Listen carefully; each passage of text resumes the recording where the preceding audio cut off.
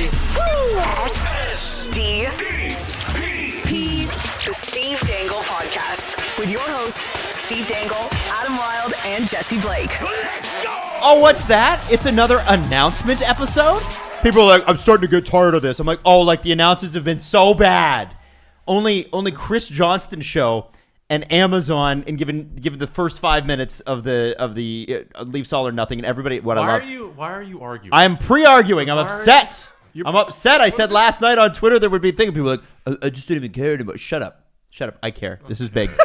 There's Adam cares. Actually, there was people who were like, it's still real to him, damn it. Why didn't you start off talking about the people who were excited about this? well, because that was 99% of them. Yeah. I want to talk about the 1% who weren't.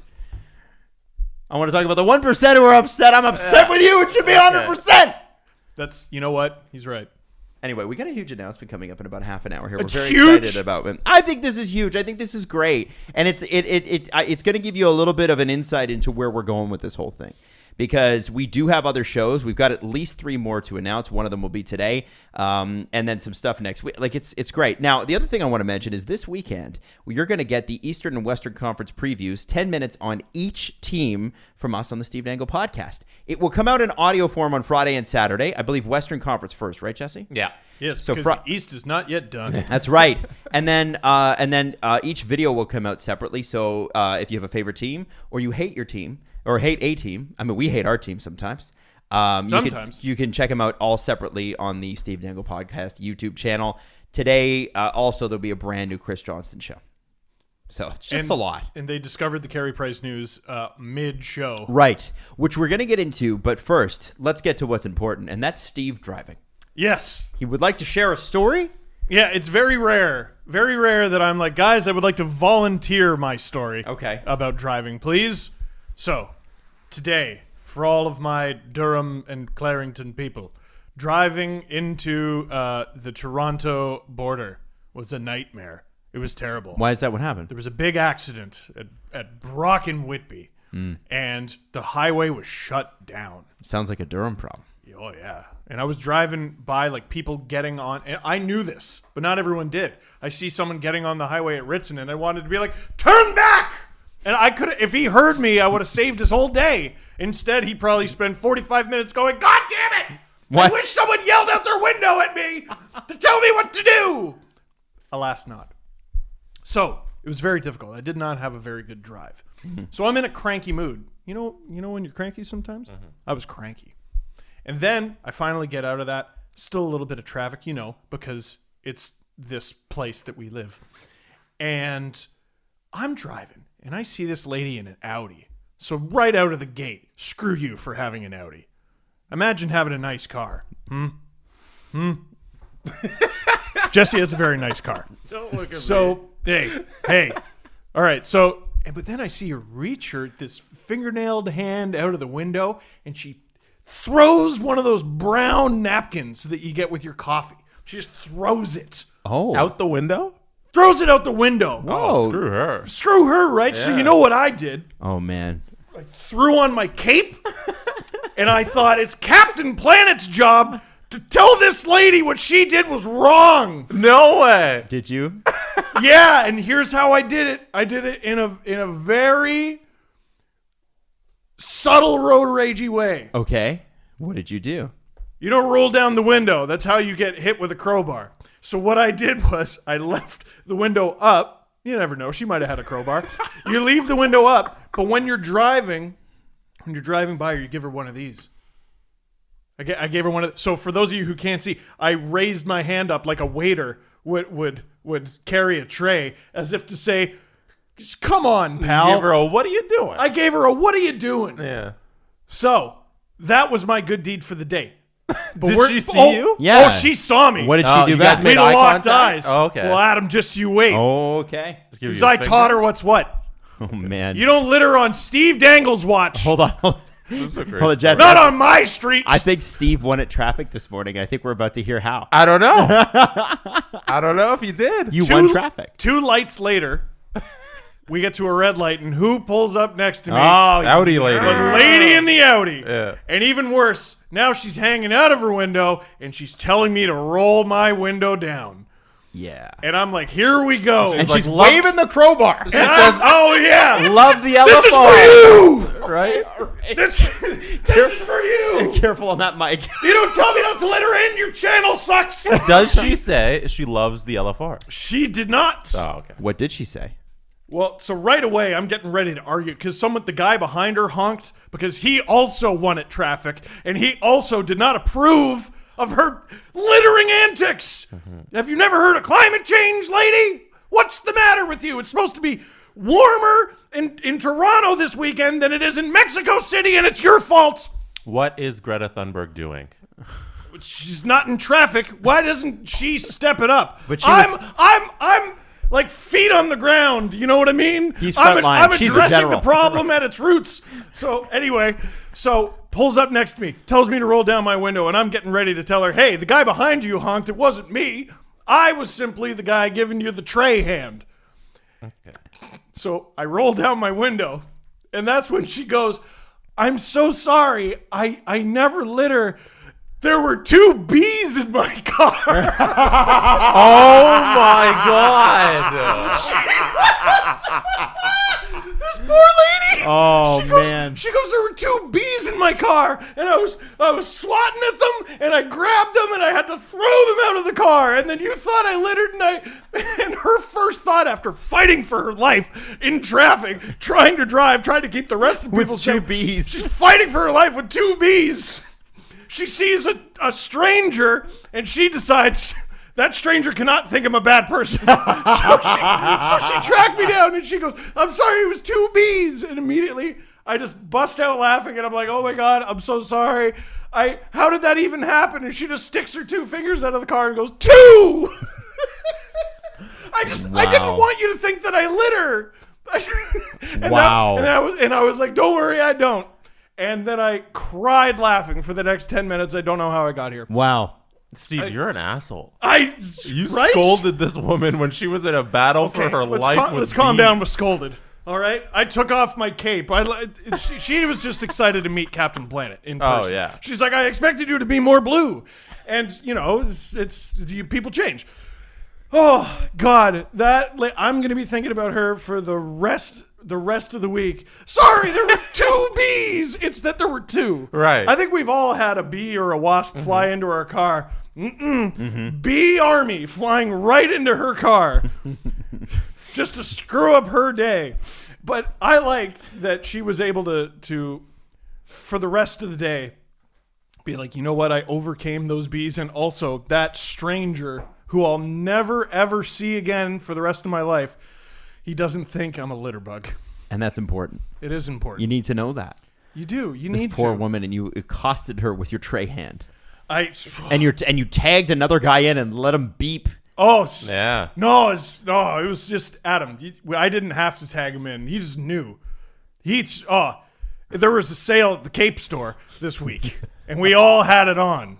We all helped win at traffic and prevent climate change. Wow. But sometimes you got to get rid of the bees. That's true. You're supposed to save the bees unless they fly into the car. Then to hell with them. I Kill wonder them. if That's a great story. Did they get it through I wonder the heating or the AC? I'm trying to think. They must, right? No, it's just your windows down, they fly in. That's happened to me. Okay. And it's just, can you imagine you're driving on the biggest highway in North America, like 16 lanes wide? This wasn't on the highway anymore. Oh, was it Kingston Road? This yeah. It's Kingston. Okay, not the biggest highway in North America, but still, that's hazardous. It's very hazardous. It's a great story. Oh man, I called my mom. I told her the story. I cried again. God bless that lady. I hope she hears this. Made my day. It would have been great if she said that and then she said your channel sucks and then drove off. Yeah. That would have been the ultimate mic drop Says moment. Leafs fucking suck. Yeah. Well, boo. No. It was 3-1. You got beat by David Ayers. It was 4-1. There's a variety of scores. 5-1 if she's a Suns 9-2. fan. Oh, if she's a Nashville fan. Oh man, there's so many. But Man. no, she was a Blue Jackets fan, or I guess a Blue Jackets adversary, because 2 bees flew into her car. How's Foligno working out? Take her, Captain. Fuck you. Hey, it's funnily enough, the last video to drop for all of our season previews will be the Toronto Maple Leafs, just because of alphabetical order. Yeah, we didn't plan it that way, but that's what'll happen. Oh my god. I'm wondering how we're going to keep Steve below, because we're recording this later on today, so I'm wondering how we're going to keep Steve below 10 minutes on the time. Like I was saying before the show, like I could do 15 minutes on Adam Brooks. Like I don't know how we're gonna get. And you this. will do that for your channel. Perhaps I shall. Are you gonna have a season preview come out? We can't all be the hockey guy. I don't know how he does it. He's a machine. It's He is- unbelievable. You're not gonna do a season preview for the Leafs? Like pick your lines? Oh, yeah, I'm going to do that. Yeah. Oh, But sorry. I thought every you meant NHL 15 team. minutes Oh, on Adam Brooks, and I no, was no. like, no. But within there, I assume there's going to be a substantial portion on Adam Brooks. It has to be. Versatile player. Can you do a 30-minute breakdown on Travis Dermott's spinoramas? Oh, Especially right near the Leafs net. Can you do that? as long as I have therapy scheduled afterwards. Okay. Hey, so I saw an article today come out, and I didn't get the chance to read it. Is it confirmed? Is Rasmus Sandin playing with the Leafs this year? No, he just hasn't been cut. So they haven't made their final cuts. But they're cutting down huge now. they're down to it. There are a few guys who are I'm not totally sure why they're keeping them around, and there's other guys who may or may not make this team. I think Amadio is still with the team. I've liked him. Biega, Dahlstrom has improved. Was Liljegren sent down? I haven't seen Manel that was yet, sent down no. after Yeah. he scored that nice power play goal. It's there are very few cuts left to make. I think there's 6. Wow. Yeah. That's pretty cool. I mean, that we're already that close, right? So there's there's a lot of games to get into next week. It'll be very, very exciting. I'm so pumped. We've got back-to-back to start the season, Wednesday, Thursday next week for the Leafs. I know Tampa's going to play Tuesday. I think it's just... Is anyone left on Tampa? I don't know. You talk about the preseason not mattering. We should have told that to the Lightning and Panthers, who went to full-blown war with each other. Oh, I can't wait for that all And then season. Devils Rangers. Full-blown war. It's great. I mean, it sets the tone, doesn't it? I found it super awkward with the Leafs highlights because Nick Ritchie scored a couple goals in the 6-2 win, I think, wasn't it? 6-2? Yes. Yeah, against Ottawa. And who set him up for the second one? But Nikita Gusev, who was promptly cut like right after the game. Yeah. But it was weird, right? Because you're like, so he sets up a goal. He must be feeling good about himself. And they're like, Nikita, we got to let you go. I mean, we That's knew tough. he would do that. Like, Yeah. One assist doesn't make you a roster. No, I spot, know. But like maybe if you're him, you're like, I finally got something going. Yeah. Should have got it going a couple weeks ago, Right. but Mr. Gusev. that's the Leafs, though. They're not interested in the result. Right. They're interested in the process. Right. And the process ideally gets you the result. When we get confirmation that, speaking of all the cuts, that Nick Robertson is not going to make the team, which is the right thing to He do. shouldn't. Like he's not so amazing that he deserves a roster spot. also- He shouldn't be on the 4th line. You also don't need him. They have a surplus of wingers. Yeah. Great news. Yeah, after who's going to play on the left wing? I don't know, the 4 good left wingers they have. And Like, Hosang gets a deal, which is great. that's great. He'll be on the Marlies. Marlies look like they're going to be good. After Yeah, being that's awful. feel good story, I think. And I think the Leafs need that. From a PR perspective, Josh Hosang, first off, he earned it. So I don't want course. to, but if I don't know who needed this story more, Hosang or the Leafs. I suppose it's Hosang, but the Leafs, there has been a frigidity with Leafs Nation in the preseason a little bit. There's still a little bit of we're queasy because of what happened last season, and then everybody watched the All or Nothing documentary, and you're like you're re-queased. Yeah, re-queased. And it's so. I mean, listen, it's a great story, but I think it's also fantastic public relations for the team because it gives you the whole thing about sports. The whole reason we watch is hope. It was something worth celebrating, and they announced a great story, victory for Josh Hosang and the organization in the middle of kicking the Sens in the ass. Like, congrats, you're doing it right. Yes. You're doing it right. I felt happy. Yeah, it's good. in that moment. And I was like, oh, I'm mad at you, though. And then Nick Ritchie scored, and I'm like, well, you weren't even there, so you're fine. And, it just worked out. Everything worked out. Oh, Manel, you're blameless. Yep. Good for you.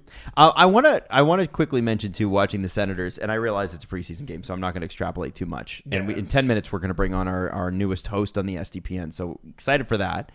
But are the Senators for real? Like, are they serious? What do you mean? What does that mean? Do you expect anyone to buy a ticket to your team or renew a season ticket if Brady Tkachuk is not in the lineup? Oh, boy, are they in a world of hurt right now. And I assume we'll talk about this on our Ottawa Senators breakdown later. But I think it was during that game, Colin White goes down awkwardly, and now he's out 4 to 6 months. That was with, who did he get tangled up with? I was a cannot Leaf remember. center, It was nothing. David Kampf, I think. David Kampf. Yeah, it was nothing bad. Yeah. It was All right. just an awkward fall, and now he's out, and they don't have Brady Tkachuk lined up.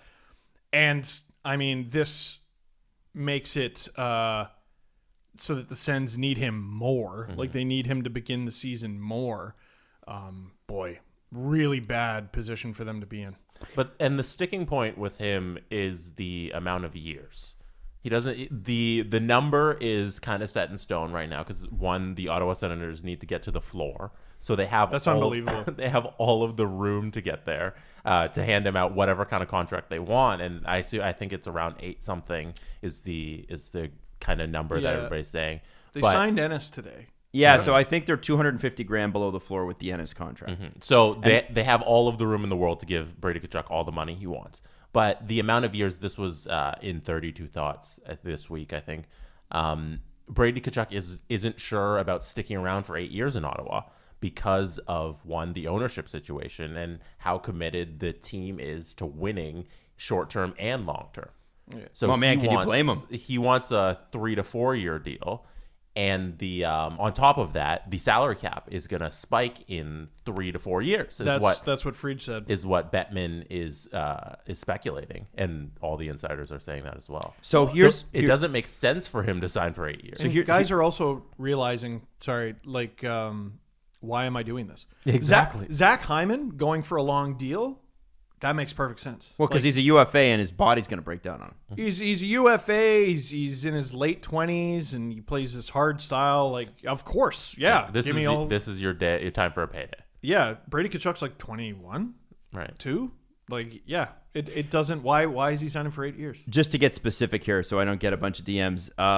Colin White on LTIR plus Tyler Ennis means that the Senators are at the cap, from what I understand, like just below. Yeah, they're just below the cap floor, but it would work out that they would be above the cap floor because LTIR takes them over, I think. But even if that would screw you over, wouldn't you just not place him on LTIR? Yeah, I don't know. You could just leave the contract. Just put him on IR. So yeah, I mean, listen, I don't know how you get over that hurdle if you're the Sens. How do you convince the guy that 8 years makes sense when it just doesn't? I think that you don't have a choice.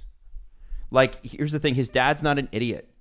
Matthew Tkachuk's not an idiot. They've been through this. They have been involved in the NHL as a family longer than Eugene Melnyk and Pierre Dorion. So, like, I think that you have to understand what you're up against here. They know that the Tkachuk camp knows, and they all work together. They talk about it openly. They know that they don't have to do anything.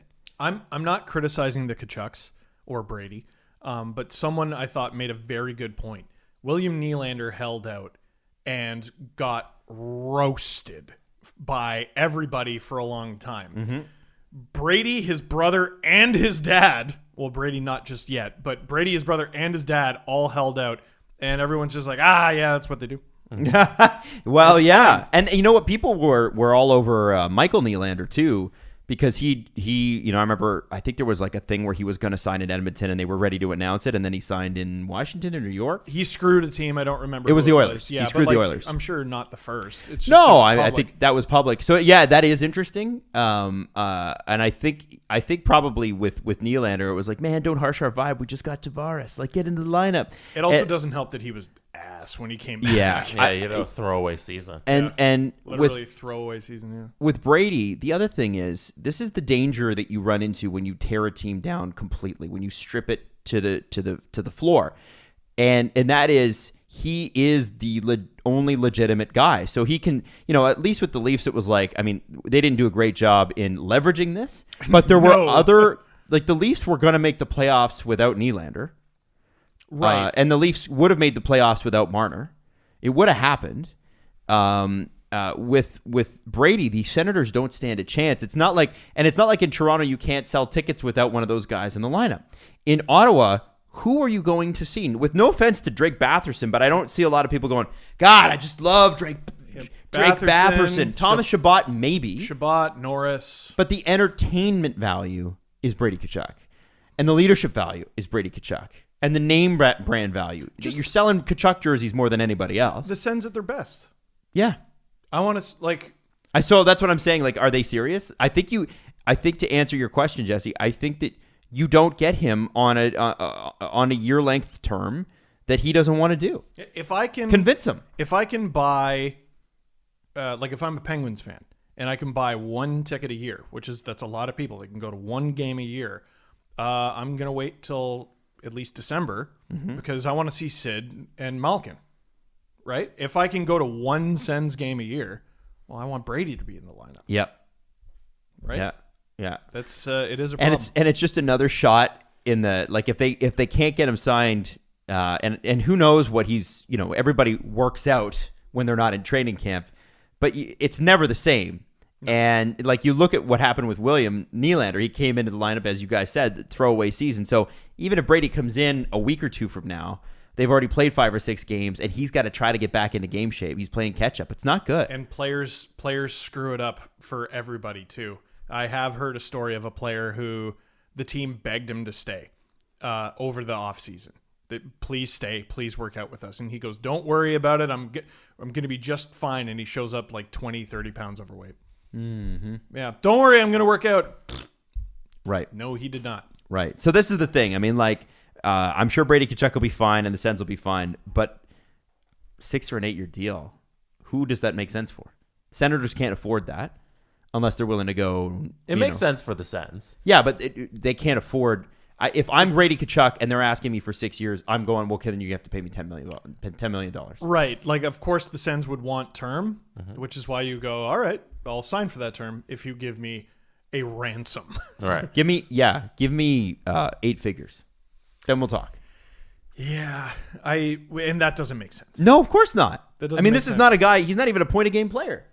Is he? I don't know. He's gonna be great. Like I want to say, like led the league in hits and shots or something like that. He's a exciting high event player. He had 36 points in 56 games last year. Given the Sens weren't great, but his career high in points is 45, and that was in his rookie year. He had 44 the next. So you know what he is. A little bit. I don't think you know what he is at 21. No. I think he's got a lot to grow. He's been the same for 3 seasons, guys. But okay. 3.5 a point a game for 3 seasons. So, okay, if what he wants is control, right? If what he wants is control to sign a short-term deal, he wants what Pettersson did. All right, you want what Pettersson got?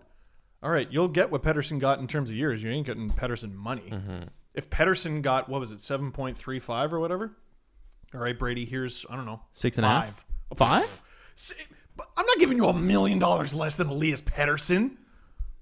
Not if I'm Pierre. But and now we're finding out. But the difference is Pettersson's got. We're discovering why he's not in camp. Right. Pettersson's got people to play with. Brady would be like, it's just me.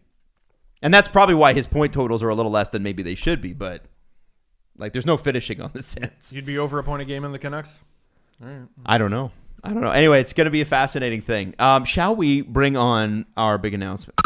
It's fall, which means football season is in full swing, and that means for you, that's a way to get some skin in the game and have a little extra fun, and that's why BetMGM remains the exclusive betting partner of The Athletic. As a fan of The Athletic, you can bet $10 to win $150 plus a free 3-month subscription or extension to your subscription with The Athletic when you use BetMGM and the promo code. Just sign up at BetMGM.com and use this promo code, TheAthleticPod, at checkout to take advantage of this special offer from the king of sportsbooks. That's a $10 bet to win $150 plus 3 months free from The Athletic at BetMGM.com using the promo code TheAthleticPod at checkout. It's a new customer offer. Visit BetMGM.com for terms and conditions.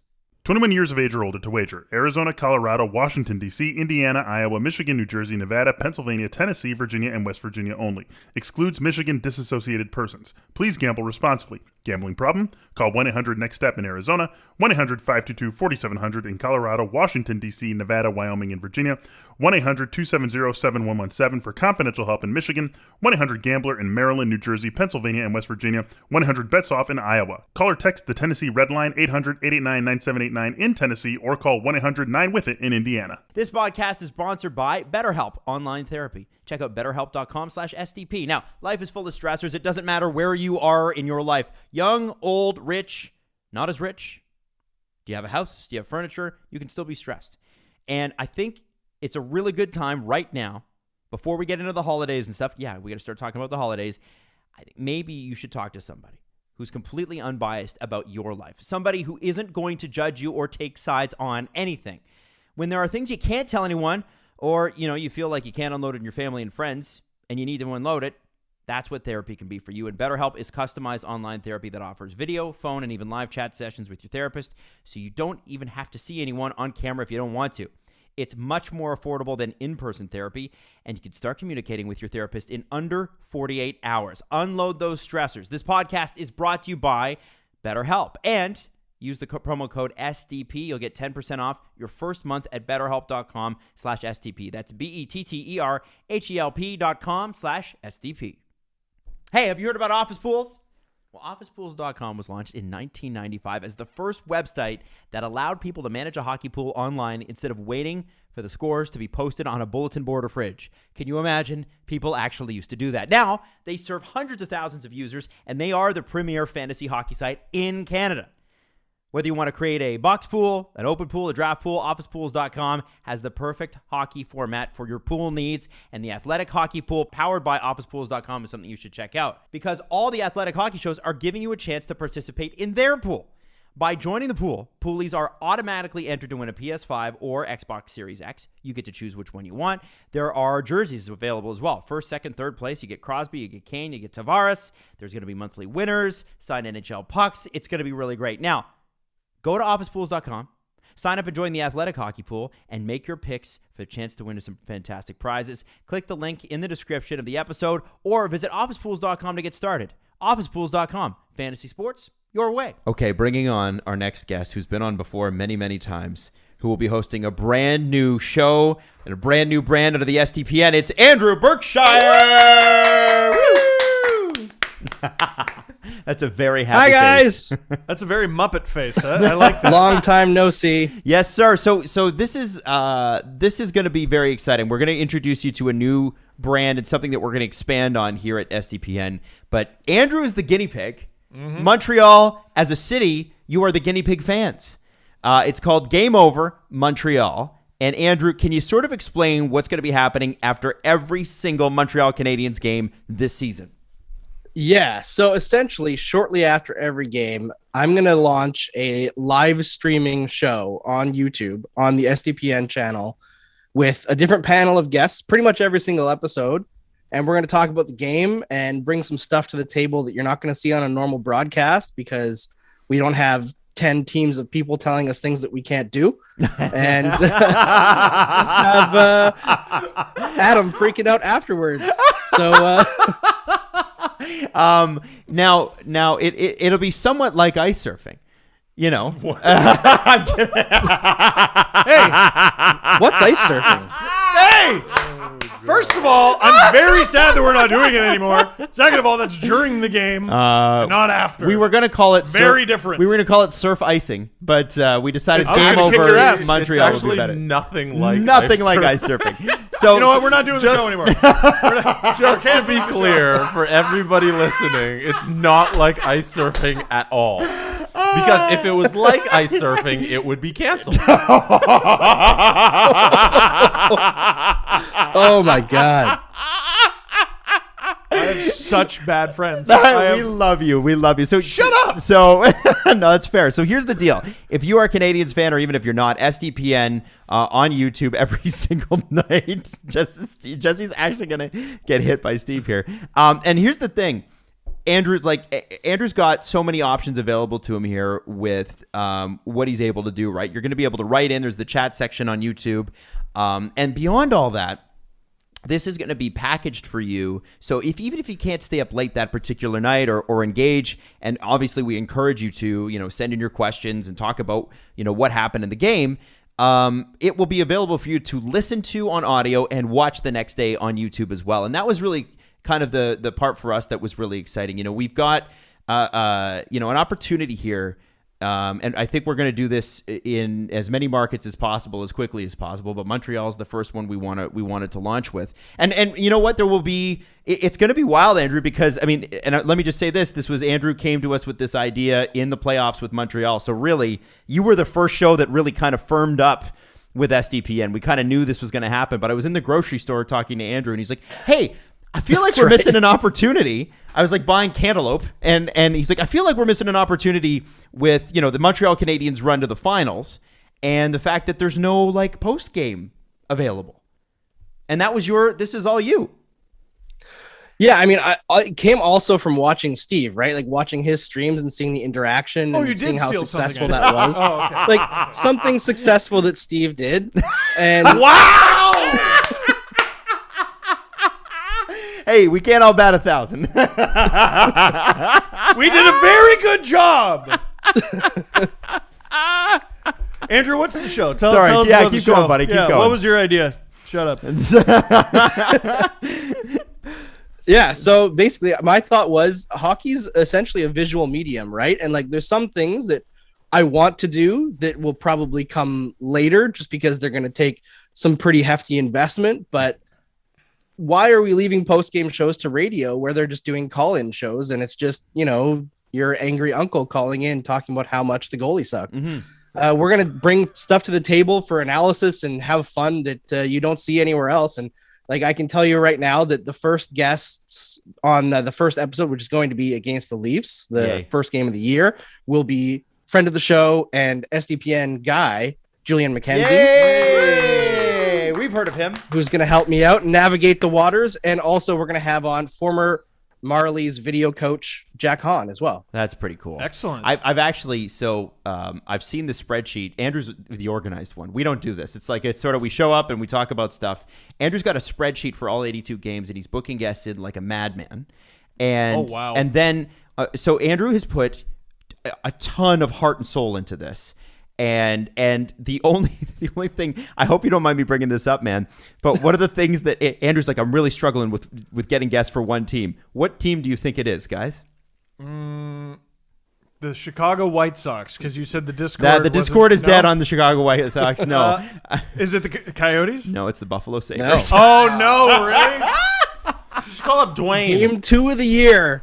No bites so far. Can't it just be you by yourself? Guys, it's going to be a dumpster fire. It'll be so much fun. We get to talk about 10 goals probably. And everyone's like, the Wild? Maybe instead? Literally anything else. The Lightning? So if you're going to be watching, please make sure in game 2 that you support Andrew. He's going to really, really, really need you. Oh, it's the second one? Yeah, it's second game of the year. It's the second game of the year. They go from the most hated team in the league to the team everybody feels the most sorry for. Wow. I have 2 questions for anybody who wants to listen and watch to this, because I'm gonna hopefully tune in each time, and I'm a fan of this program. So how soon after the game are you going to be live, and then how long are you going to go for? Well, how soon after the game is going to be pretty much as fast as possible. It's just going to be a matter of me getting used to putting things in the templates for our hosting software that we're using, and I'm hoping to be live within 5 to 10 minutes. It'll also depend on getting our guests on the Zoom call for certain games as well. But 5 to 10 minutes, I think, after the game. So you're still going to be, living through the emotions of the win and the loss. And I should also mention that it should have broad appeal because I'm booking fans and analysts from opposing teams as well. So if you're a team that's playing the Canadiens, tune into the show. We're not going to just talk about the Canadiens, although it will be a Canadiens focused show. And it should go for 30 to 40 minutes after the show, because we don't want to keep you up super late if you're on the East Coast or interrupt your dinner if you're on the West Coast. It's going to be fast paced. And if it's a bad game, maybe a little bit shorter. Have you already sort of been like practicing during the preseason? Like, okay, if I was doing one tonight, here's how I'd do it. Well, that would require me watching all the preseason games. And unfortunately, that has not been in the cards. I've been trying to take as much time this last week or so before the season starts to spend as much time with the kids as I can. Because soon, like I told my oldest, I was like, I'm not going to be able to do your bedtimes on game nights, just so you know. Like, you go to bed now at 8 o'clock and refuse to sleep until 9. I can't do that, kid. So it's going to be all up to your mom. And he was like, oh, okay. Why do you work at night? I'm like, that's just how it is. Like, but you also work in the morning. Yeah. I'm like, all right. Yeah, it's calm down. It's the joys of media. If we can tell our kids anything, it's don't. Do better for yourself. But you know what, Andrew? I mean, listen, we are so. I like from the second that he brought this idea to because it started as we've gone through a few different iterations of what this end is going to be. Andrew was 100% all behind it all the way. We're so excited as long time friends, obviously, but also just excited that you're going to get a platform every day. And what I love is there's a variety of guests. As you said, it's not just going to be Canadians focused. We don't think about that here. We're like, we're just going to talk about the Leafs for half an hour and then we'll get to everybody else. Andrew's like, no, we can talk about the other team. No, we need 20 minutes on Pierre Engvall. That's right.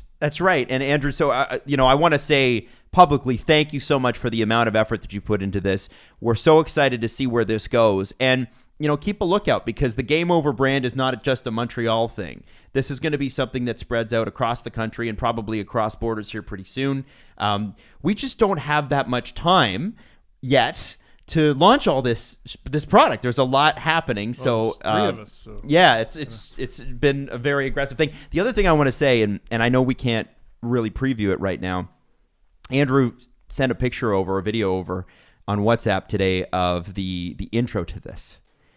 And Jesse just knocked it out of the park again. Can't wait for you to see this intro. It's so cool. So is there anything else, Andrew, that you want to mention about this show that people can be looking forward to that you're excited to get across that we haven't asked you yet? I mean, I'm just excited to get going. Honestly, I've been like, ever since we talked about when we were going to announce, I've been like a puppy chasing its tail. Like, okay, this is going to actually happen. And I've been like so knee deep in it, trying to book guests and get people involved and also not spoil anything. Right. I got accused on the SDPN Discord that I was going to spoil everything. I only hinted. Okay.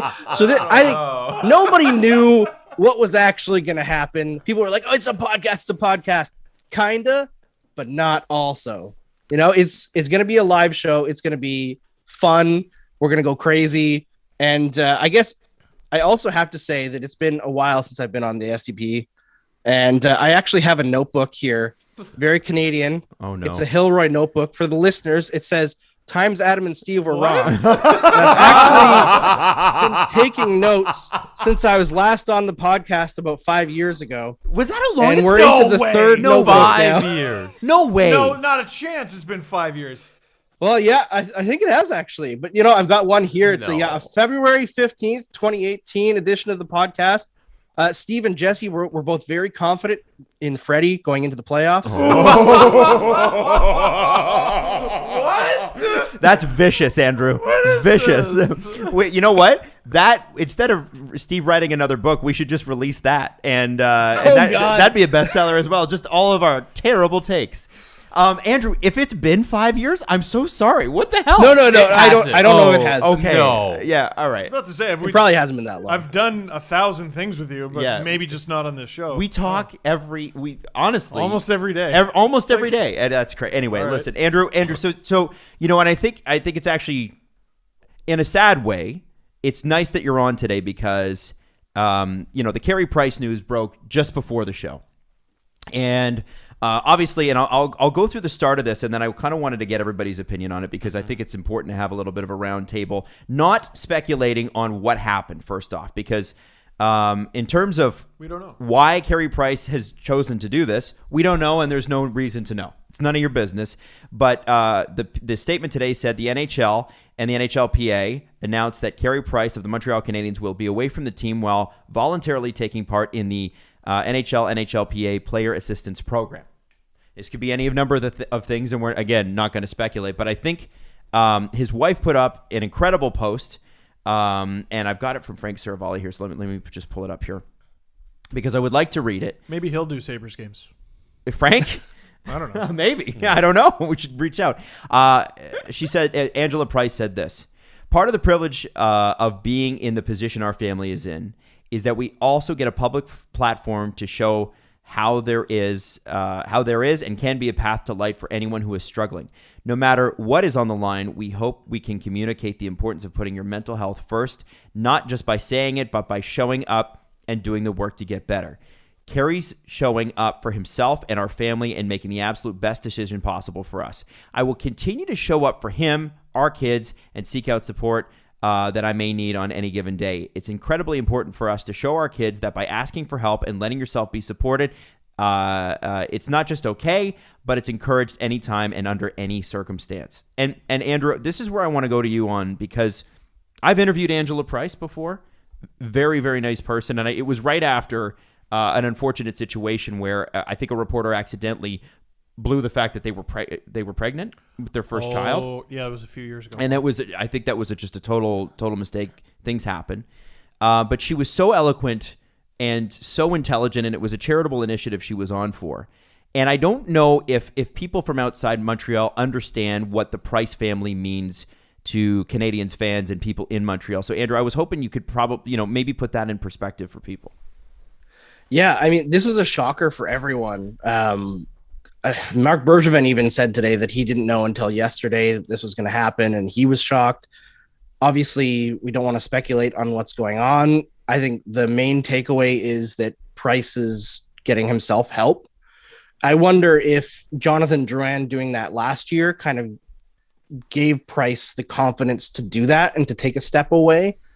I think that it's great to see a player who's has this much stature be able to do that. I think it's also tough in an Olympic year to kind of do this. It's hard to take that step, right, and put yourself in a situation where you might be left off. There will be judgment from some people who aren't as progressive.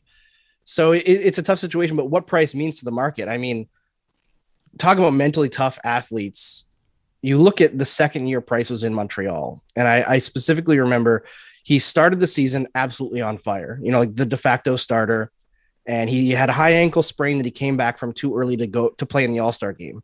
And the rest of his season was just awful, could not get it together. And the Canadians got swept by the Bruins in the first round. And his post-game press conference, he was just, hat down over the eyes, looking down, trying not to bawl his eyes out. And at that moment, when he came back and succeeded, in the following years, you knew this guy had what it takes to play in this market. And I think that's part of the reason why the Canadians have always gone to bat for him. And this is a tough market. Like we talk about Toronto being a tough market. Oh, it's that, but also in French too, and people aren't shy about ripping and going into personal lives. There's a very tabloid culture here. Rumors get spread.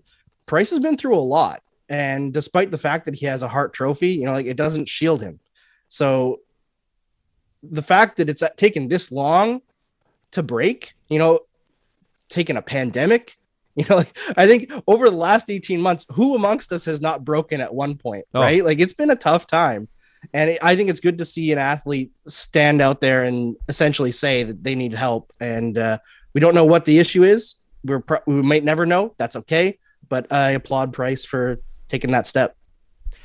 I also want to add to that. I think Andrew touched on something really important here. Everybody talks about not wanting to play in Toronto because of how tough the media is. And I remember the first time Steve talked about this, and I was blown away. I had to look it up afterwards. Oh yeah. There was a tabloidy sort of blog that followed visiting players around when they got off the plane.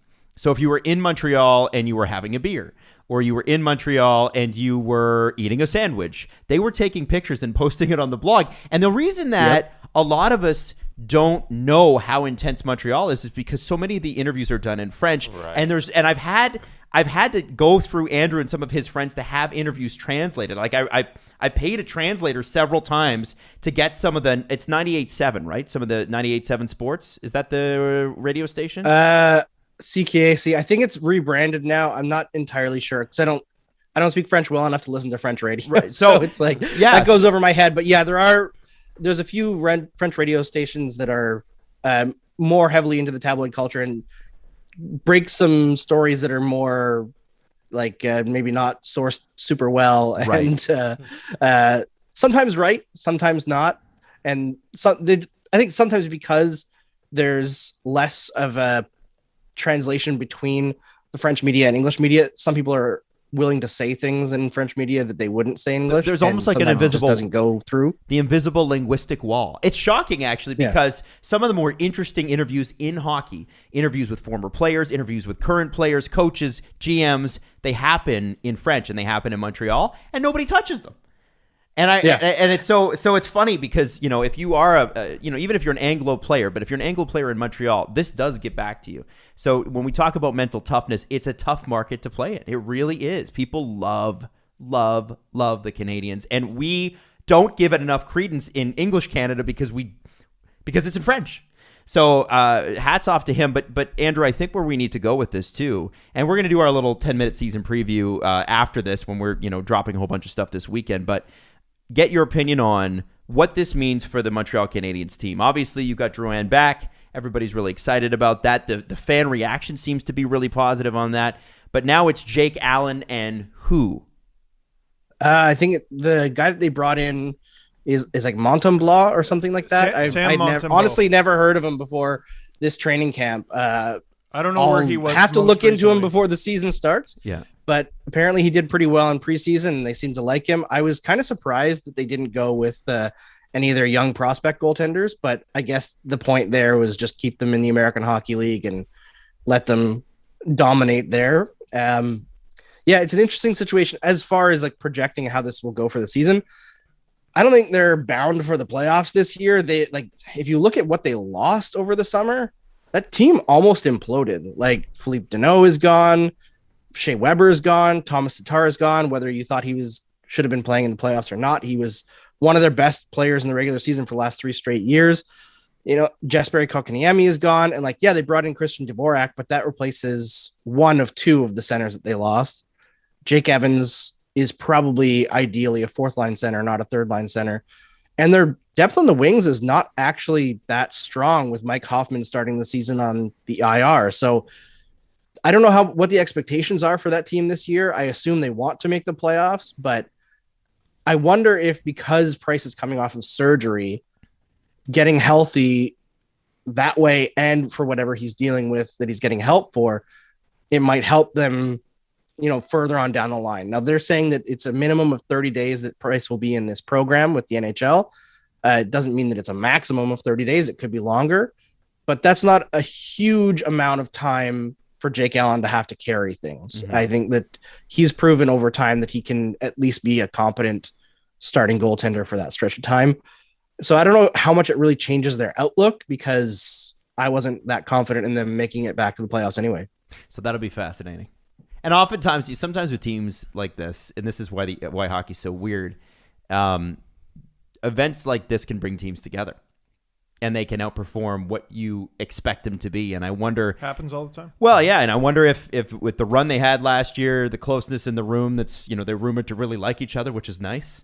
I wonder if that means we're in for a surprise Montreal Canadiens team, or if this is a year where it's like, well, they take a step back, but they jump back on it next year. It'll be fascinating, and that's why you should watch Game Over. Yeah. It's a tough market, but they also, the Montreal Canadiens have this unique ability to also run on magic.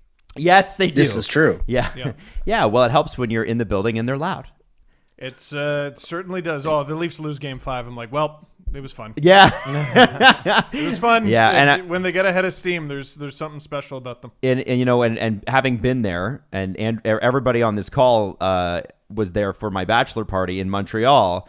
When we saw that game, it was, they were a terrible team that year, but they that day decided to beat Detroit 10-2. And when you get Canadiens fans going, it doesn't matter how bad the team is. They are it's like there's a momentum to the fan base there that we flat out do not have in Toronto. The crowd went nuts for 10. Give us 10. Yeah.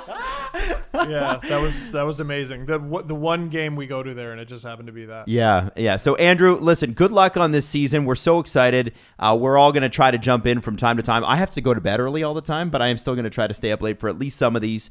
Game Over Montreal, SDPN YouTube channel, live. It's our first live show on our YouTube channel. It'll be after every Montreal Canadiens game. And, of course, if you can't catch it live, you can always catch it the next morning, youtube.com/SDPN or Spotify or Apple or Google Play. Don't worry, Jesse will be all over getting those on the right channels for that. So you don't need to tweet. Is the CJ show on Google, though? It is, right? It finally is. Okay, there it is. So, Andrew, thank you so much, man. And best of luck, man. This is going to be great. Thanks to you guys. I can't imagine, I couldn't imagine the amount of support that you guys have given me in starting this out. And Jesse behind the scenes is just a wizard. And I don't think people realize how insane Adam is. I don't think he sleeps. He says he goes to bed early, but I don't think he sleeps. I think he just goes to bed and works. No. And Steve's there. Just surfing. Thanks, Andrew. All right. Thanks, guys. So, today's episode is going to be a little bit shorter. Just for the fact that we have enormous amounts of content dropping this weekend. Yeah, we don't do anything. Yeah, so I just want to say that right now. If you're looking for the longest episode of Steve Dangle podcast history, good for you. It's happening this weekend. The Western and Eastern Conference preview shows. Well, no, I don't think they're going to be the longest in history, but think about that. That's 16 teams times 10. They're going to be pretty long. They are going to be long. Yeah. There's lots. And it felt like, when we were recording a lot of them, it was like bang, bang, bang, bang, bang, bang, bang, like, 10 minutes. On a team like San Jose, I'm like 3 minutes in. I'm like, Jesus, I don't know how we're going to get through this. And then there's other teams where I was like, there was one team last time when we were recording where it's like 11 minutes and I'm trying to wrap everybody and get your season predictions in. So, it's like when we started the podcast, I'm like, guys, I have 3 episodes in me. Like, I don't know how we're going to make And here we are 800 plus later. Jeez. 32 times 10 is 320. 320, that's 320 minutes. Yeah. 320 minutes divided by 60. Is 5.3. So you're getting 5.3 hours of content this weekend. Okay. That's not bad. So here's where I'm not going to feel bad. If we give you an hour and 15 today, I don't feel bad about that because, hey, we got lots coming up. And you know what? Adam, tell everybody how you don't give a fuck about them. Yeah. SDPN stands for not making any stuff. Hey, one person, you, the one person who was not excited about today's announcement. How do you feel now? Everybody else, thank you for your excitement. But you, let's address you, the one person. I bet you feel stupid. Anyway, let's get into the fact that... I wanted to give you a scary face. Yeah, there you go. How do you feel now? I just want you to know that It's not translating. It's not translating the audio. Okay. Oh, yeah, you're just sort of Also, overblown. just on the video, it doesn't translate. No, how's that? Is that it? That's a little better. Is that better? Oh, it's smooth. Hey, one person who was upset about our announcement today, I just want you to know I know where you sleep. Oh, that's weird. Wow. Jesus. Yeah. See? Because I don't sleep. Andrew said so. You got a weird nose thing going on. When you got that lighting, you got to use your teeth. Oh, okay. Fair enough. You're all right. cutting a promo. So, listen.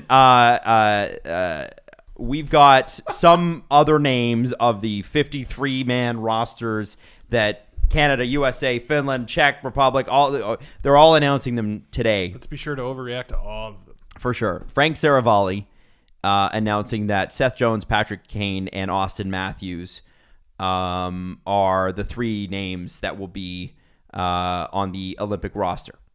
Now, does that mean, by the way, if they're selected in the first 3, that doesn't mean that they're necessarily on the team, right? I think it kind of means they have to be active. Yeah, this is the team. This list. is team. This is the first 3. The 3 are just 3 people on the team, and then the full list is the candidates. Okay, so this is my question. And I tell everybody, do not, and it's a 55 team list or 55 name list. I say, don't overreact to this. However, Team USA just passed on a Norris Trophy winner to pick Seth Jones, who had an objectively bad season. Yes, he had COVID. Bad season last year. Who is the GM of Team USA? I don't know who's the GM.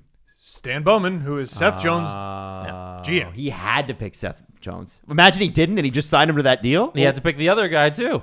And Doug Yeah, it's a big Armstrong caner. won a Stanley Cup with Alex Pietrangelo, for those of you wondering. Okay, why yeah. is that Alex Pietrangelo? Yeah, okay. That's why. All right. And then you got to pick the best player, Austin Matthews. So the Yes. three There you go. selections made perfect sense if you take a little second to think about it. It's a little sad that Jack Eichel is not going to be on that list. Yes. It's very sad Jack Eichel's not going to be on that list. It feels like, Carey Price stuff today was pretty huge, but Yeah. for a long time, it's been the biggest story in the sport. I could see him making the 55 list. Yeah? Just in case should. it's resolved, like say And he's in the able to next get the 2 surgery? weeks, and they get him the surgery. It's not till end of January. You got like an outside chance Jack Eichel could be on the team. It's possible. So It's Czech possible. Republic's first 3 players for Beijing will be Pasternak, Palat, and Jakub Voracek. Ooh, Man, it's pretty good. Palat was good in the playoffs. I didn't realize how good of a season he had, too, when I was doing the research for the Lightning. Well, I Really mean, underrated it player. sort of gets buried because they're the Lightning, right? Finland's first 3 players. This, according to Chris Johnson, that and the Czech. He had the Czechs, and the Frank Saravelli had the USA. Sebastian Aho, Alexander Barkov, and Mikko Rantanen. Pretty good. Oh boy, Really? I'm Is it- surprised Line wasn't one of the guys. Are you? I'm not. No, you guys No. wouldn't. Nope. No. Is it Kekalainen? Who is it?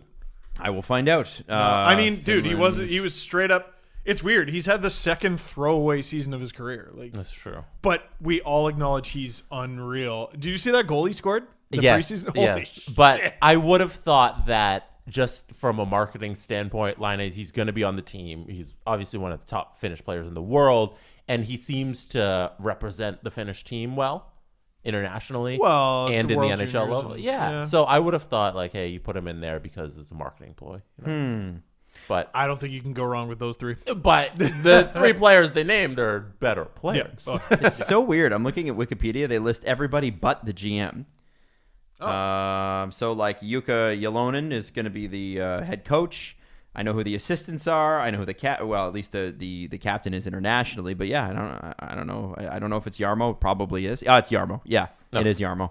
So Jarmo's doing the picks here.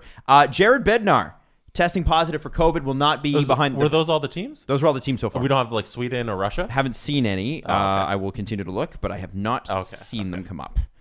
I was liking this. I I know like it's. these 3 I names. know. I know. It's a fun little game. Yeah, and it's like what I told you last time. Like I wasn't excited, and then we talked about the Olympics, and then I was excited. I was like, okay, fine. The best on best aspect of the Olympics is so cool. Yeah. Because it's really this collection of the greatest hockey players in the universe, and you get to watch them go at it for a week. And it's amazing. And it shows how competitive they are, because CJ and Julian sort of laid this all out on their most recent episode. Well, actually, it'll be second most recent by the time this show goes up, where they talked about the Olympics. You have to really want to play in the Olympics, because it's a pain in the ass. You're not even going to get all the best parts of the Olympics. There was a big celebration. There was some sort of street celebration, street performance, a bunch of lights and music and everything in Vancouver. And I'm just walking through the street, and that's Dan Boyle. This Dan Boyle just walking around. Yep. And you're not going to be able to have that. He was just walking around with his family. Hey, family, take a look at the Olympics. Right. This is what it's like to be in the Olympics. And players' families, I don't even think will be able to join them. CJ mentioned potentially tracking devices, and obviously the drug testing. One and of the things you saw COVID a lot testing. over the most recent Olympics, the ones in Korea. Did I get that right? Pyeongchang. So you'd see a lot of athletes back in Canada and the U.S. doing TV and stuff right before even the Olympics were over. So if you had a first week event, say your event was in the first couple of days, you're out of there. Oh, that was Japan. You mean Japan? Oh, you're talking about the summer ones. Yeah, the most That was- recent that was Olympics. Japan. That was Tokyo. Sorry, Japan, yeah, sorry. Pyeongchang was in yeah. Tokyo. Yes. The most Yeah. recent ones in Tokyo. A lot of the athletes, after their events were done, they just went home. Yeah. So many of them weren't there for the closing ceremonies because it didn't make sense to hang around. Yeah. Why would you live in this Olympic village where you had to just stay there and quarantine and do all this testing when you just hightail it out of there because it wasn't the Olympic experience? Well, and you weren't allowed to. Oh, they booted you. Yeah, 48 hours. You could hang around. What I read was that if your event was done, you had to be out of the country in 48 hours. Is that true? Yeah. Oh yeah. That they were like, it was like on a rotation. That's why there weren't a lot of people left at the closing ceremonies. I believe the Japanese rules, because remember, their COVID situation was horrendous going into the Olympics. They didn't have the same access to vaccines that we did in North America, so they were waiting, and I guess the entire city went into lockdown just before the Olympics started this summer. Like full lockdown, shut everything down, and then I think it was 48 hours and you were out, gone. So you got to really want it, Right, Because it sounds awful. For them, for the PA and all these players to vote on the Olympics and be like, no, we're going to interrupt our first full season in 2 years to just go do this thing that's going to be torturous. You must really want to do it. Yep. There was also a question of COVID insurance. Like, what if you contract it and then The NHL team's on the hook. There is no COVID insurance. They did not take out COVID insurance. you gotta really, really want to go? You gotta something bad. If you want to know what it's going to be like to be at the Olympics, listen to CJ's show from Monday. So good. What a great rundown CJ and Julian did. I want to get to a couple of things here. Jared Bednar will not be behind the bench for the Colorado Avalanche. He has tested positive for COVID-19. I believe he is fully vaxxed, but you can still get COVID. Yep. Pavel Francouz will be out 3 to 4 weeks with a lower body injury, so Darcy Kemper is going to get a lot of time. That was just announced. We, in our Avalanche preview, I was like, oh, no, Francouz is a good goalie if he can just stay healthy. Oh, boy. Yeah, no kidding. Now, this is also interesting, and I just wanted to bring it up from last night. This one slipped through. I didn't realize this one. Quentin Byfield, I did see the replay. Left ankle fracture. He is out indefinitely after a weird hit into the boards. It's just like, come on. It was a bad hit. Part of our Kings preview, we're like, oh, Byfield. I was hyping up Byfield so much in that, and then now, it might be out for a long time. There was also an incident with the referee in that same game. Oh, yeah. Just he got stretchered off, and got a concussion. I believe Elliott wrote in 32 Thoughts. I always get them messed up. That he's gonna be okay, but he probably won't ref for a little bit. But the incident was very scary. Just a freak accident. Yeah, I don't remember who the player was, but they skated into each other basically, and that was it. As an aside, doesn't it feel weird to say something like 30 thoughts? Because that's what it used to be. Right. Like 30 thoughts was the... Oh, that sounds awful. It does. 31 thoughts. There you go. But it was 30 thoughts for like a decade on CBC.ca. And then when the Olympics rights were bought by Sportsnet, they moved it over to Sportsnet.ca. And then they started the podcast when it was 31 thoughts. It sounds so incomplete. It doesn't 30 dance thoughts. out of your mouth the same way. No, it doesn't. 30 thoughts. Yeah. Ew. And I remember it being on the CBC website, and the CBC website at the time was an all white background, so your eyes would just go like this, and then the typesetting was super small to make sure that nobody could read it. But Elliot had such a gold mine, it was worth reading. Oh, I remember the type. There's just like the tiniest little letters. You just slander all my employers. No, it's just the way it was. The internet was new. Where else? So what do you got to say about Leafs TV? Yeah, I can't wait to talk about HMV. Yeah, how do you feel about them? How do you feel about them? All right, so I guess lastly here, I guess we can get to the press conference, right? Yeah. Let's do it. Yeah. The Presser. SDP. The Steve Dangle Press Conference. Hi. Steve, I let you take a look at the press conference thread. Did you pick out a question you wanted to answer? Or do you want me to throw something at you? I did not. Throw it at my head. Okay. It's better that way. This is from Allie. Hello, Name Mom. tags.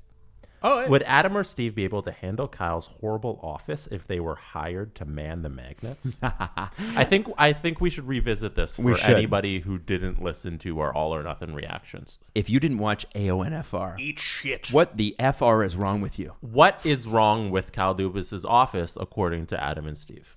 Okay, so I had a friend who had not watched our reactions who was like, why does Kyle Dubas' office look like an arena bar? And if you look at where it's placed in the building, I think that might have been its original purpose. Yeah. Like, it really is just like a white-walled sack of sadness. Like, Brendan Shanahan, he's like, Dr. Phil's James Bond villain house. That's what, Brendan Shanahan's got, like, rich mahogany. Yes. And prestige. Dark masculine colors, unpainted. And Dubas is, like, stuffed in a broom closet like Higgins from Ted Lasso. It looks like the second level of James Bond 007 GoldenEye. If you played that on, it's just gray and it's painted blue over the cinder block. But they have literally an old desk a blue painted wall with a mirror or like a thing out, and then Brandon Pridham with a computer. with a computer, He doesn't leave the office. no, he sits at a little side table in a plastic IKEA chair. I'm like, guys, can you get Pridham something nice for his bum? Brandon, can we do this? No. And then they have the magnet board, and that is it. So sorry, we were making fun of how it's like crazily. It's not. You're the Leafs GM. But if we were keepers of the magnets, would we like it more? I mean, maybe. I mean, it's pretty sweet, I'm sure, to work for the Toronto Maple Leafs no matter what. No matter how bad the day is, it's still better than most gigs. As keeper of the magnets, we get a ring. Do you? Yeah. Yeah. When I worked for Leafs TV, I was like, one of the things that made me sad, I was like, I don't think I'm important enough to get a ring if they win. But Did you luckily, they were bad. No. You should have asked someone. The No, Tim so Brent ask your Stanley boss. Cup. My first year I worked there and was not an intern, they finished second last in the league. So I don't think I ever had to worry about that. Adam, would you like a question? Sure. From somebody you've been ducking. Please. This is from T. Davey, who is a Habs fan, a Ferrari fan, and a United fan. T. Davey said, I asked Adam this on Insta, but he said it should be a press conference question. Oh, okay. What makes a good podcast host? And is there anything to help people get better at being a host? This is aimed at Adam. Jean jackets. I'm wearing a jean jacket if you're listening. Okay. Arkell's hair. Arkell's podcast. There it is. I think he does Featuring have a Kyle podcast. Dubas. And Nick Shitty Nurse. Office. Yeah. Kyle Dubas' podcast, My Shitty Office. I think Coffee cups from your mom's show. yeah, that's what I have. No, I think what it is, any host for anything, be it your wedding, be it a radio show, a television show, you know, my opinion on what makes a great host is somebody that is able to highlight the greatest parts of everybody else on the show. And you could see it with somebody like, I don't know, I'm just going to give you an example that everybody would get. Oprah's job throughout, you know, a lot of people have, well, Oprah this and Oprah that. Yeah, I'm not talking about Oprah politically. I'm talking about formatically. Oprah is one of the best. So, Adam, for the audience, explain who Oprah is. One of the best formatic hosts out there. And what's amazing about Oprah is she's able to hit on what would interest an audience. Interviews usually, everybody wants to get into media to do interviews. Interviews are usually fucking boring. What Oprah was able to do was put an hour together with a celebrity guest every fucking day for 30 years. Howard Stern is also a brilliant host. And what makes those guys so good is they're able to sit in the chair of a fan and go, well, how come? Or why? Or why did you do this? And I remember there was like an Oprah interview with Lionel Richie. And he was saying like, you know, my last, I think it was his second wife or something like that. It was Nicole Richie's mom. And he's like, you know, it really broke my heart when she ended things. And Oprah looked at him and she said, well, you cheated on her, Lionel. And I was 12 when I watched that, I think. It was like when Simple Life was a huge show. And I have to tell you, I never forgot that moment because it's like, it doesn't even matter what his answer is. There was something where it's like, yeah, like she cut through the bullshit. Another thing that a great host does is they're able to maneuver a topic and understand when it's done. And no host is perfect on this. We are known to meander and belabor and do all those things. I want to know about the sword. The sword. I want to know about Alan Walsh and the sword. Oh, the sword. And I'm like trying to move us on. And Steve's like, no, I didn't care because he didn't answer my questions about the sword. So I got to the bottom of it. Don't you worry. So I think that's what you do. And I think what you do to be a great host is you want to be very curious as a person. You want to be, you want to read all the time. It could be subjects that you're interested in, but read as much as you can and try to diversify what you read if you can. And then really, I think the best thing that you can do is listen to other hosts and go, what do they do? I'm taking that with me. The only reason I was able to build a career is because I stole a bunch of shit from, you know, everybody else. And any good radio host will tell you that they built their career off of the previous guy. And I also believe, and this is mostly true throughout the industry, the best television hosts, if you're hoping to be on television, if you're hoping to be on video or whatever it is, started out in radio. They started out in podcasting. They started out talking because I have seen this. I've worked on television shows that require you to talk, and I've seen people come over from recorded TV to try to do live TV, and they can't do it. And it's because they're used to reading from a teleprompter. And that's all they do. And television's so easy in a lot of cases because you show up and your work's done for you. You have a producer. In radio and podcast, I couldn't believe it. Well, those guys are just unbelievable. Mm-hmm. They were in there at noon, right? They could have pulled the pizza delivery guy in and have him. They could have filled half an hour easily. And they had a podcast that was popular before podcasts were popular. Yeah. And so, that's what's so phenomenally, they were so phenomenally talented together. And are amazing apart too because they're phenomenal talents. But that's the thing, right? You're able to make something out of nothing sometimes. And I think if you want to be great in anything video, you got to learn how to talk to somebody, to roll with things. I've taken improv classes. I have my A-level at Second City in Toronto, and I'm not even a funny guy. I didn't know that. No, I absolutely went to like improv classes and stuff because I spent 2 weekends, like 12 hours a day at Second City to get it, because you gotta learn how to roll with things and not shut things down. And there's a lot that goes into being a great host, but I would say be curious, learn how to tell a story, and figure out what is interesting about your subject. If you're interviewing somebody, what's interesting about them? Is it their opinions? Is it their story? And then make sure that you're thinking, okay, if I'm an audience, what do I want to know? Ask them that. And that's usually like when we have Chris Johnson on, when I ask him questions, it's like, man, I'm just asking the same question that somebody with 20 followers on Twitter would ask, because that's what I am. Are you vaccinated? I'm not asking that. No one cares. That's what the Twitter followers. Oh, okay. Well, some of them. Jesse, are you pre-arguing with Twitter? No, I'm giving you the example of the guy with 20 followers. One day we'll catch you. One day. Actually, you know what? The one time Jesse did pre-argue people on Twitter was the Google Play one. The Google Play and Spotify. But I guess that had already happened, so maybe. I mean, sometimes your fears are based in reality. Yeah. And, Anyway, I hope that was succinct enough. It probably wasn't. But, that I would start having conversations with people, start a podcast with your friends. If it kind of sucks for a while, that's usually how it goes. Our first show here was good, but Steve and I had been in broadcasting for 5 years, at least at that point. My first show on the air was horrendous. I was terrible for 2 years before I could even bear to listen to myself, and I was getting paid to do it. So I don't know. I still feel like an imposter. Well, that's imposter syndrome at this point. Yeah, no. Is it imposter syndrome that I never played hockey and also never took a single on-camera course at school or any of the shit? You're like, oh yeah, I went to Second City to hone my craft over the 12-hour days in a week, and I'm like, I don't know. I cut shit up on Windows Movie Maker for a while, and then I eventually switched to iMovie, and then I got good. Hey, whatever works, man. You still got here. Jesse, next question.